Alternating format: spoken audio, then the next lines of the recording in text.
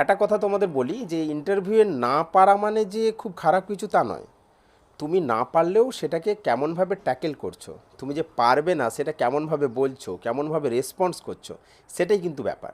আর demo তুমি কেমনভাবে present করছো, অর্থাৎ কিভাবে বোঝাচ্ছ, তুমি কতটা ভালো কথা বলতে পারো, কতটা ভালো বোঝাতে পারো। এই নয় যে ওইটুকু সময়ের মধ্যে দ্রুততার সাথে অনেকটা অংশ করিয়ে দিলে, তা কিন্তু নয়। চেষ্টা করবে, আশা করি খুব বেশি সময় পাবে না, 5 মিনিট তো ধরে রাখতে হবে। যদি স্যারেরা বন্ধ করতে না বলে তার থেকে বেশি যেতে পারে, নাহলে সাধারণত 5 মিনিটের মধ্যেই ডেমো ক্লাস আশা করি তোমাকে স্যারেরা বা ম্যাডামরা স্টপ করতে বলবে। সেই মতো করে প্রিপারেশান নেবে যেন তুমি তোমার যে এক্সপ্রেশানটা, বোঝানোর যে ক্ষমতাটা, সেটা বোঝাতে পারো, তাহলেই হবে। সেখানে যেন আটকে না যাও, সেখানে যেন কোনো রকম বানান ভুল না লেখো, টপিকটা লিখতে যেন ভুলে না যাও। হ্যাঁ, শুরুতে ছাত্রছাত্রীদের সম্ভাষণ জানাতে ভুলে যাতে না যাও, সেইগুলো একটু খেয়াল করবে।